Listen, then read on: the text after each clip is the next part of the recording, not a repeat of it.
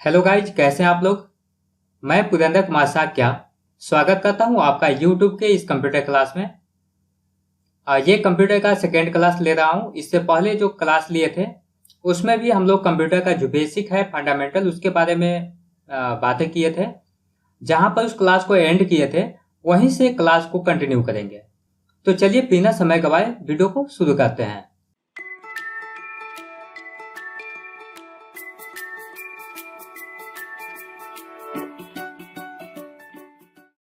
यहाँ पर देखते हैं कि कंप्यूटर का जो बेसिक वर्किंग कंसेप्ट है वो कैसे काम करता है कंप्यूटर। तो सबसे पहले देखिए, जो कीबोर्ड और माउस है, ये कीबोर्ड और माउस जो हमारा है ये है इनपुट डिवाइस। यहाँ से डेटा को इनपुट किया जाता है। ये बातें तो हम लोग पहले भी क्लास में कर चुके हैं कि कीबोर्ड माउस होता है कंप्यूटर का इनपुट डिवाइस। इस इनपुट डिवाइस के माध्यम से हमें जो भी चीज कंप्यूटर से करवाना होता है, जो भी काम करवाना होता है, उस काम को इसी माध्यम से हम लोग बताते हैं कि कंप्यूटर को कि ये काम करना है। और सेकेंड बात करें तो यहाँ पर जो ये देख रहे हैं ये है प्रोसेसिंग यूनिट। यहाँ पर जो भी चीजें कीबोर्ड और माउस से इनपुट दिया जाएगा, जो उसको बताया जाएगा, उसका प्रोसेस होगा।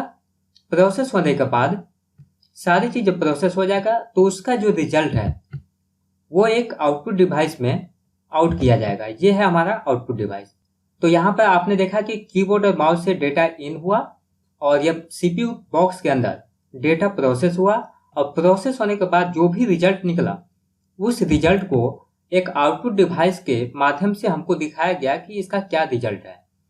तो कीबोर्ड और माउस हमारा इनपुट डिवाइस, सीपीयू बॉक्स हमारा जो प्रोसेसिंग यूनिट है और मॉनिटर हमारा आउटपुट डिवाइस है। यहाँ पर चलिए अब वीडियो में आगे बढ़ते हैं और समझते हैं कीबोर्ड के बारे में। हमारा जो कीबोर्ड है कुछ इस प्रकार से होता है और ये विंडोज का कीबोर्ड है और इसका जो लेआउट है, लेआउट कुछ इस प्रकार से इसका नाम है क्वेटी कीबोर्ड लेआउट है। ये कीबोर्ड लेआउट, कीबोर्ड लेआउट, और यही कीबोर्ड हम लोग यूज करते हैं। वैसे बहुत सारे लेआउट होता है लेकिन हम लोग जो यूज करते हैं विंडोज पीसी में इसी कीबोर्ड का यूज करते हैं।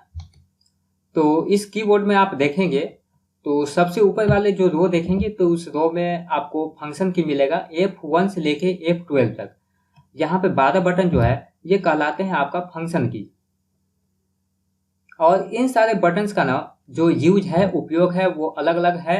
कुछ शॉर्टकट में यूज आता है, कुछ पर्टिकुलर सॉफ्टवेयर में इसका अलग अलग उपयोग है। तो जब हम लोग उस सॉफ्टवेयर को कर रहे होंगे उस समय समझेंगे कि इस फंक्शन की का कैसे उपयोग किया जाता है और कहाँ पे इसका क्या उपयोग है। इसके अलावा सेकेंड रो में देखिए यहाँ पर 1 से लेके 0 तक सीरीज है, तो ये कहलाता है आपका नंबर की। और उसके नीचे देखेंगे तो यहाँ पर हमारे जितने भी अल्फ़ाबेट है, जो 26 अल्फ़ाबेट होते हैं ABCD के, वो सभी अरेंज किए गए हैं। 3 लाइन में यहाँ पर देखेंगे, 3 रो में यहाँ पर अल्फ़ाबेट की को अरेंज किया गया है। इसके अलावा आप यहाँ पर देखेंगे, यहाँ पर 4 बटन हैं। इस चारों बटन का नाम है नेविगेशन की। ये ना नेविगेशन के लिए उपयोग में आता है। Left, right, up and down, कुछ भी नेविगेशन करना हो, आपको ऊपर स्लाइड करना हो, नीचे की तरफ स्लाइड करना हो, लेफ्ट की तरफ स्लाइड करना हो या फिर राइट की तरफ स्लाइड करना हो, तो इसका उपयोग किया जाता है। यहाँ पर देखिए ये है नम पैड। इसको न्यूमेरिक की पैड बोलते हैं, या नंबर की या फिर न्यूमेरिक की बोल सकते हैं। एक्चुअली इसको नम पैड बोलते हैं। और यहाँ पर देखिए यहाँ पे कुछ एक्स्ट्रा कीज है, जिसमें कि डिलीट की, इंसर्ट की, होम, एंड।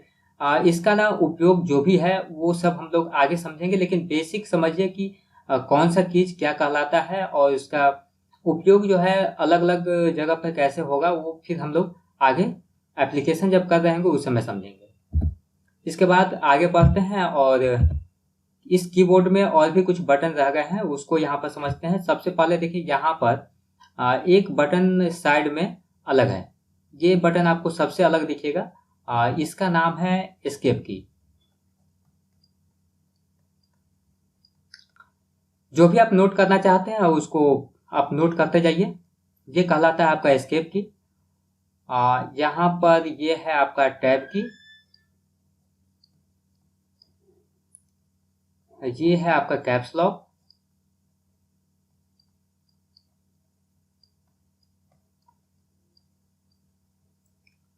कैप्स लॉक की अगर कैप्स लॉक ऑन है, इसको एक बार आप प्रेस कर देंगे तो जो अल्फ़ाबेट है ABCD का वो कैपिटल लेटर में टाइप होगा, और इसे अगर ऑफ रखेंगे तो स्मॉल लेटर में टाइप होगा। उसके नीचे जो यहाँ पर की देख रहे हैं ये है कहलाता है शिफ्ट की, और ये जो शिफ्ट की है अलग अलग शॉर्टकट में जो भी कीबोर्ड का शॉर्टकट होता है उसमें उपयोग किया जाता है। इसके बाद यहाँ पर देखेंगे तो कंट्रोल की है, ये कंट्रोल की है। उसके बगल में देखेंगे तो यहाँ पर विंडो की है, ये कहलाता है विंडोज की, और यहाँ पर है अल्ट की, ये कहलाता है अल्ट की। तो यहाँ पर जो शिफ्ट है, कंट्रोल है और अल्ट है, ये कीबोर्ड में अलग अलग कीबोर्ड का जो शॉर्टकट है उसमें इसका उपयोग आता है। और ये जो विंडो की है, विंडो की का उपयोग मोस्टली हम लोग जो कंप्यूटर का स्टार्ट मेन्यू होता है उसको ओपन करने के लिए करते हैं। अब इन सारी चीज़ को अरेंज करते हैं। यहाँ पर देखिए जो शिफ्ट की आप यहाँ पर देख रहे हैं वही शिफ्ट की यहाँ पर भी आपको मिल जाएगा। दो शिफ्ट की है, कंट्रोल की यहाँ पर भी है और कंट्रोल की यहाँ पर भी है, अल्ट की यहाँ पर भी मिल जाएगा, अल्ट की यहाँ पर भी मिल जाएगा, और विंडोज की यहाँ भी है, और इस कीबोर्ड में विंडोज की यहाँ भी है। हालांकि हर कीबोर्ड में आपको दो विंडोज का की नहीं मिलेगा, जनरली एक ही की होता है, लेकिन इस कीबोर्ड में है तो बता दिए हैं। इसके अलावा यहाँ पर एक एक्स्ट्रा की आपको मिल रहा है, ये की कहलाता है राइट क्लिक। राइट क्लिक जो माउस से आप राइट क्लिक करते हैं सेम उसका जो है उपयोग यहाँ पर ये की करता है।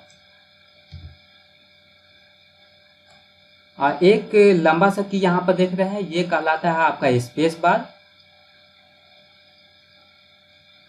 स्पेस बार की, और यहाँ पर ये जो बटन है ये कहलाता है एंटर की।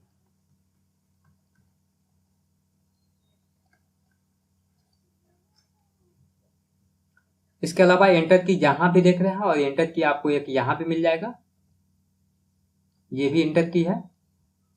और यहाँ पर एक आपको डिलीट का की मिल जाएगा, जो यहाँ पर भी डिलीट का है एक। और इसके अलावा बात करें तो यहाँ पर आपको एक एडिशन और यहाँ पर सब्ट्रैक्शन सिंबल का एक की मिलेगा।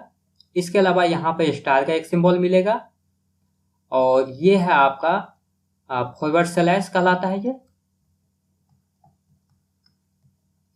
फॉरवर्ड स्लैश कहलाता है ये। इसके अलावा यहाँ पर कुछ सिंबल है, देखें यहाँ पर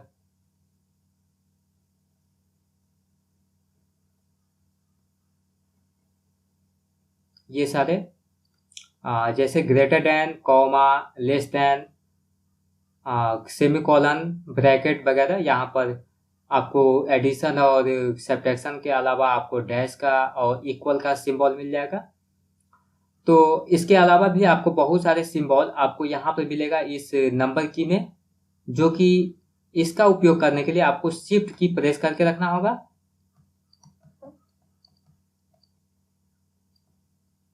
यहाँ पर आपको शिफ्ट की प्रेस करके रखना होगा। शिफ्ट की जैसे ही आप प्रेस करेंगे और इसमें से कोई भी आप बटन को प्रेस करेंगे तो इसमें जितने भी सिंबल है वो आपको टाइप होगा। आइए वीडियो में आगे बढ़ते हैं। वीडियो में आगे माउस के बारे में बात करते हैं। हमारे पास जो माउस होता है उसमें दो बटन होता है और एक व्हील होता है।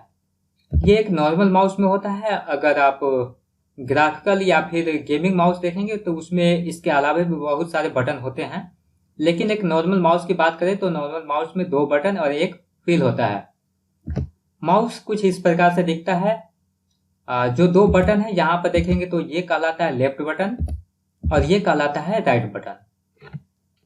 अब आइए, ये है आपका जो सेंटर में देख रहे हैं व्हील है, और व्हील को हम लोग फिंगर की मदद से इसे रोटेट करते हैं।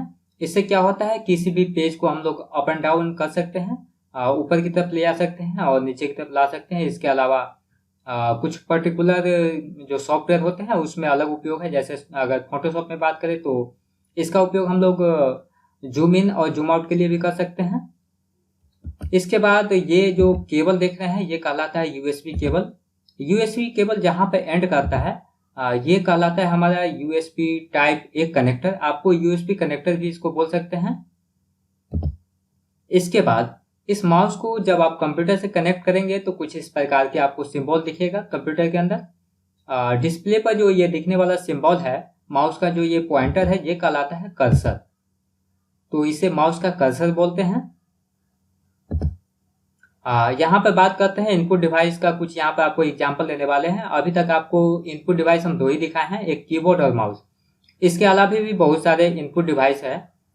तो एक एक करके देखते जाते हैं। माउस इनपुट डिवाइस है, जो हमारा कीबोर्ड है वो इनपुट डिवाइस है। तो जिस भी डिवाइस का इंप्रेशन कंप्यूटर के अंदर जाता है वो कहलाता है इनपुट डिवाइस।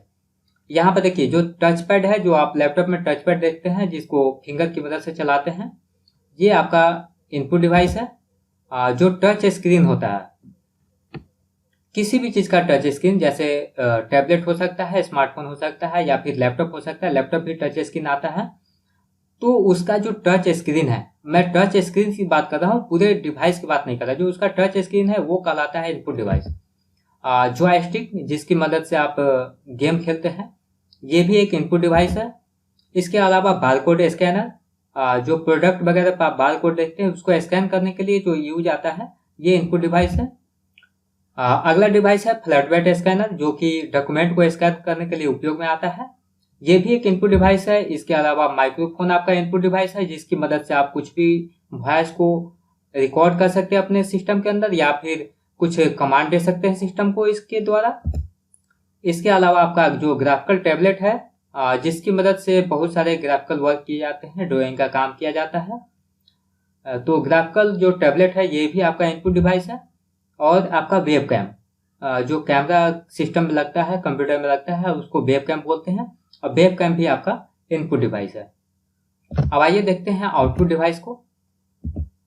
तो आउटपुट डिवाइस का एग्जांपल पहले भी बता चुके हैं। मॉनिटर जो है, जो आपका डिस्प्ले है, वो भी एक आउटपुट डिवाइस है।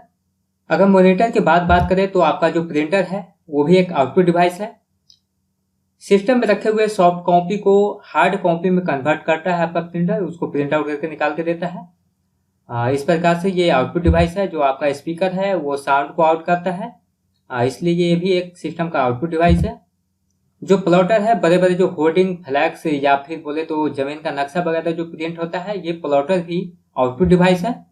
इसके अलावा जो प्रोजेक्टर है उसको आप सिस्टम से कनेक्ट करके जो डिस्प्ले है उसको आउट कर सकते हैं, ये भी एक आउटपुट डिवाइस है। ये सारी चीजें सिस्टम का आउटपुट डिवाइस है। आइए मेमोरी की बात करते हैं। सिस्टम में 2 प्रकार की मेमोरी होता है। एक रैम, रैम का फुल फॉर्म होता है रैंडम एक्सेस मेमोरी। कुछ इस प्रकार से दिखता है, ये सिस्टम के अंदर लगा होता है। वो रैम जो है शॉर्ट टर्म डेटा को स्टोर करता है। शॉर्ट टर्म डेटा स्टोर करने का क्या मतलब है, जब आपका सिस्टम जो है रन हो रहा होता है, चल रहा होता है, उस समय सिस्टम पर चलने वाले जितने भी सॉफ्टवेयर है, उसका जो रिक्वायर्ड फाइल है उसको चलने के लिए, वो सभी डेटा, वो सभी फाइल जो है इस रैम में जाकर स्टोर हो जाता है। और जब तक सिस्टम ऑन रहता है तब तक स्टोर रहता है। सिस्टम को जब जब जरूरत पड़ता है तो डायरेक्टली क्या करता है, वो सिस्टम का जो सीपीयू है, वो सीपीयू डायरेक्ट जो है रैम से उस डेटा को कलेक्ट कर लेता है और अपना काम करता है। तो यहाँ पर इसका कहना है कि जब भी आप सिस्टम को रिबूट करते हैं, रिबूट का मतलब होता है सिस्टम को शट डाउन करके दोबारा स्टार्ट करना। तो सिस्टम जैसे ही शट डाउन होगा और दोबारा स्टार्ट होगा, इस प्रक्रिया में क्या होगा, रैम में जो भी डाटा होगा वो डाटा हो जाएगा इरेज, खत्म हो जाएगा, पुराना डाटा इरेज हो जाएगा और नया डाटा जो है इसमें अपलोड होगा। नया डाटा इसमें लोड होने का ये मतलब है कि सिस्टम को ऑन होने के लिए जो भी रिक्वायर्ड फाइल होगा वो डेटा इसमें रैम में लोड होगा। और इसके अलावा सिस्टम ऑन हो जाने के बाद भी जो आप एप्लीकेशन चलाते हैं और उस एप्लीकेशन को रन होने के लिए जो भी जो डेटा है, जो फाइल्स है, वो जो सिस्टम को रिक्वायर्ड होता है, वो सभी फाइल्स इसमें जो है रैम में लोड कर दिया जाता है। तो ये चीज है इसका कहना। अब आगे है कि रैम एक वोलेटाइल मेमोरी है जो कि डाटा को तभी तक स्टोर कर सकता है जब तक कि उसमें सिस्टम में पावर दिया गया हो। तो जब तक सिस्टम में पावर है तब तक ये डाटा को स्टोर रख सकता है। जैसे ही पावर कट होगा, जैसे ही आपका जो बिजली का कनेक्शन है वो सिस्टम से ख़त्म हो जाएगा, चाहे वो किसी भी माध्यम से आप कनेक्शन दिए हो, चाहे यूपीएस के माध्यम से हो या डायरेक्टली आप अपने घर के मेन बोर्ड से कनेक्शन दिए हो, तो जैसे ही उसका पावर ख़त्म होगा सिस्टम का, वैसे ही इसमें जो डेटा स्टोर है रैम के अंदर, वो डेटा हो जाएगा इरेज। ये डेटा हो जाएगा आपका इरेज। इसलिए इस मेमोरी को, इस रैम को वोलेटाइल मेमोरी कहा जाता है। और ये जो है program are loaded into RAM temporarily while in use. इसका कहना है कि प्रोग्राम जो आप चला रहे होते हैं वो जो है टेम्पोररी बेस पर, मतलब फिलहाल जब काम चल जाए, टेम्पोररी का वही मतलब होता है कि उसको जब तक रन कराना है तब तक वो डेटा उसमें लोड रहता है। ये कहना है इसका। अब आगे बढ़ते हैं। दूसरा है मेमोरी अपने सिस्टम के अंदर रोम। रोम का फुल फॉर्म होता है रीड ओनली मेमोरी। रोम जो है कुछ इस प्रकार के दिखता है। अब नए बोर्ड पर कुछ अलग प्रकार के रोम आने लगे हैं। रोम को हम लोग फर्मवेयर भी कहते हैं। जो रोम है वो नॉन वोलेटाइल मेमोरी है। अब क्यों है नॉन वोलेटाइल? इसलिए है क्योंकि इसमें परमानेंट डेटा स्टोर होता है। परमानेंट डेटा मतलब जब सिस्टम आपका मैन्युफैक्चर्ड होता है उस समय कंपनी जो है इसमें प्रोग्राम को लोड कर देता है, प्रोग्राम को इसमें डाल देता है, ऐसा बोला जाए। और ये डेटा आपका सिस्टम जब तक रहता है तब तक इसमें स्टोर रहता है। उस डेटा को इरेज नहीं किया जाता, कभी भी नहीं किया जाता। हाँ, कब किया जाता है? सिस्टम जब आपका करप्ट हो जाए, इसमें रखा हुआ डेटा जब खत्म हो जाता है, करप्ट हो जाता है, उस कंडीशन में इसको किया जाता है रीप्रोग्राम। इसको किया जाता है रीप्रोग्राम। तो ये एक अलग टॉपिक है, लेकिन डेटा को इसका जो इसमें रखा हुआ डेटा है उसको इरेज नहीं किया जाता है, इसलिए इसको हम लोग बोलते हैं नॉन वोलेटाइल मेमोरी। इसमें जो रखा हुआ डेटा है वो सिस्टम को ऑन होने के लिए आवश्यक है। सिस्टम में जितने भी लगे हुए हार्डवेयर है और उसका जो वर्किंग जो कंडीशन है वो सभी चीज इसमें स्टोर रहता है कि किसको क्या काम करना है और कैसे वर्क करना है। इसके अलावा इसमें देखें तो कहा जाता है कि RAM contains the programming instruction that allow a computer to start up. इसमें वो सभी प्रोग्राम और इंस्ट्रक्शन डाले हुए रहते हैं जो कि सिस्टम को ऑन होने के लिए चाहिए। अगर ये डेटा करप्ट हो जाए तो सिस्टम ऑन नहीं होगा। यही कहना है इस लाइन का। निचले वाले लाइन का कहना है कि जो ये चिप है रोम, इसका बेसिक कंसेप्ट है, जो इसका काम है वो है इनपुट आउटपुट डिवाइस को या जो बूटअप का जो प्रोसेस है, सिस्टम को ऑन होने का जो प्रोसेस है, या किसी चीज़ को रीड करने का या किसी डेटा को राइट करने का जो प्रोसेस है, और जो डिवाइस है, जो सीपीयू है, जो सॉफ्टवेयर है, इन सारी चीज़ को कैसे चलना है, कैसे वर्क करना है। और ये एक प्रकार से समझे तो हार्डवेयर और सॉफ्टवेयर जो आपका ऑपरेटिंग सिस्टम है उसके बीच में एक ब्रिज का काम करता है, एक पुल की तरह काम करता है। और किसको क्या काम करना है, कैसे काम करवाना है, ये सारी चीज़ें इसमें डला हुआ होता है। एक तरह से समझे तो इसमें सॉफ्टवेयर ही प्रोग्राम किया हुआ होता है। अब आइए आगे देखते हैं कुछ कंप्यूटर का बेसिक केबल जो उपयोग आता है। जो डेस्कटॉप कंप्यूटर है हमारा, उसको आपस में इंटरकनेक्ट करने के लिए ये है हमारा VGA केबल। इस VGA केबल का क्या उपयोग है? VGA केबल से हम लोग CPU जो बॉक्स है, इस प्रकार से जो हमारा CPU बॉक्स कुछ इस प्रकार से जो हमारा CPU बॉक्स है, उस CPU बॉक्स को इस केबल के माध्यम से मॉनिटर से अटैच किया जाता है। इससे क्या होगा? ये हमारा VGA केबल, ये VGA केबल क्या करता है? इस CPU से जो डिस्प्ले हमारा है उस डिस्प्ले को आउट करता है और इस मॉनिटर के अंदर इन करता है। यहाँ पर ये डिस्प्ले इन करता है तभी जाके हमको डिस्प्ले दिखता है। तो ये VGA केबल का ये काम है। ये है कंप्यूटर का पावर केबल। इसका काम है जो आपका CPU बॉक्स है, जो आपका ये CPU बॉक्स है, इस CPU बॉक्स को इसी के द्वारा पावर दिया जाता है। इसके द्वारा क्या किया जाता है? पावर यानी इलेक्ट्रिसिटी दिया जाता है, कनेक्ट जो पावर का कनेक्शन है वो दिया जाता है। इसको आप क्या करते हैं, आपके घर में जो मेन बोर्ड होता है उस मेन बोर्ड से इसका कनेक्शन करते हैं और जाके CPU में अटैच कर देते हैं।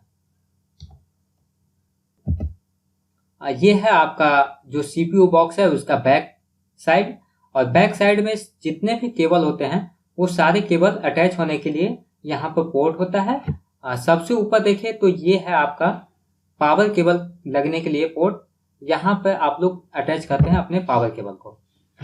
VGA की बात करें तो इसमें यहाँ पर VGA पोर्ट दे रखा है, ये है आपका VGA पोर्ट ये, और ये जो केबल है VGA का वो आके इसमें अटैच होता है। इसके अलावा भी इसमें बहुत सारे पोर्ट है, जैसे ये है आपका 3 यहाँ पर दिया गया है, इसको बोलते हैं USB पोर्ट, USB पोर्ट। इसमें आप कीबोर्ड और माउस को अटैच करेंगे, कीबोर्ड और माउस, कीबोर्ड माउस इसमें अटैच करेंगे। इसके अलावा यहाँ पर देखिए तो पुराने समय में PS2 टाइप के कीबोर्ड और माउस आते थे, PS2 टाइप के जो कीबोर्ड और माउस आते थे इसमें अटैच होते थे। अब तो USB आने लगे हैं तो सभी लोग इस USB पोर्ट का ही उपयोग करते हैं। इसके अलावा यहाँ पर प्रिंटर अटैच करने के लिए प्रिंटर का सीरियल पोर्ट है, हालांकि प्रिंटर भी अब USB वाले आने लगे हैं तो इसी में अटैच हो जाते हैं। और ये है DVI कनेक्शन, DVI पोर्ट।